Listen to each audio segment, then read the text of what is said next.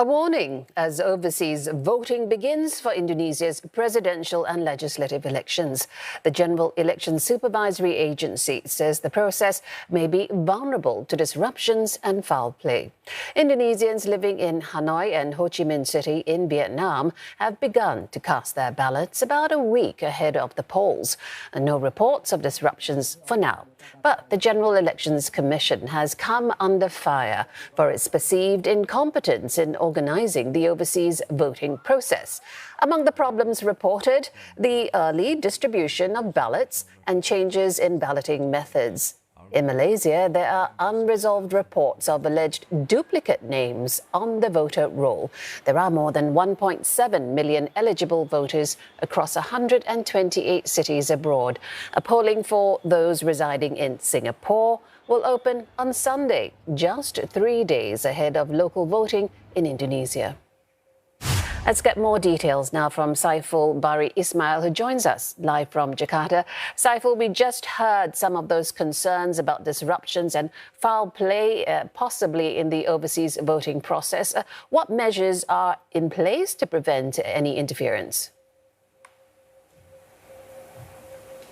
Well, Jill, the General Election Supervisory Agency, or Bawaslu, has been intensifying its communication with its representatives and poll organizers overseas to anticipate any irregularities that may distort the election outcome. Potential disruptions include mismatches between the number of ballot papers available and the number of voters in that particular country and torn ballot papers. Now, authorities said Malaysia is the most vulnerable to potential disruptions because it has the largest Indonesian population and it has had the most violations in the past. There are more than 440,000 Indonesians who are eligible to vote in Malaysia. Now, other countries vulnerable to disruptions include Pakistan, Qatar and Australia. Now, the General Elections Commission, or KPU, has instructed all overseas elections committees to eliminate the risk of violations by providing regular reports on the balloting process and investigating any alleged irregularities. Now, if there are indications of violations, KPU will stop the process and conduct corrections. The most recent problem concerning overseas voting is an alleged duplication in the Malaysian state of Johor Bahru voters list. Bawaslu said it's still in the initial stages of investigating reports made by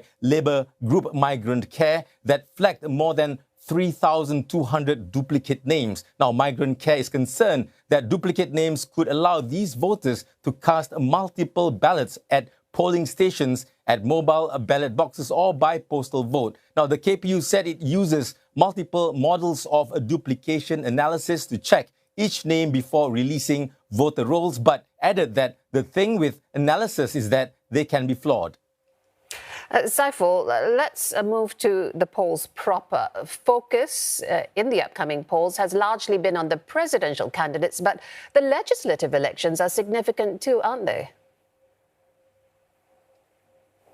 That's right, Jill. The legislative election is important because the elected candidates will be the ones representing voters for the next 5 years in monitoring the government and passing laws. Today, Indonesia's House of Representatives wrapped up its current sitting session and began a recess period that would last through early March. Most of those present in Parliament today will be contesting in the legislative election, and in her parting remark, House Speaker Puan Maharani of the Indonesian Democratic Party of Struggle, or PDIP, said she hopes that everyone will be chosen to sit in the House again. Now, voters must choose a lawmaker to send to the House of Representatives and a state councillor to the Regional Representatives Council, as well as 2 local councillors, one to serve at the provincial level and the other to send to City Hall or the Regency equivalent. Now, tens of thousands of people have signed up to compete for more than 20,000 national, state and local legislative seats that are up for grabs. With so many candidates contesting in the legislative election,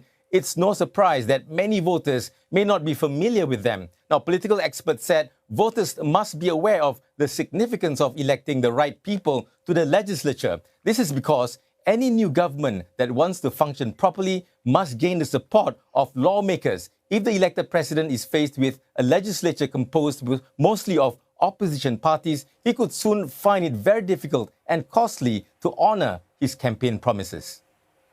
Saiful Bahri Ismail reporting live from Jakarta. Thank you.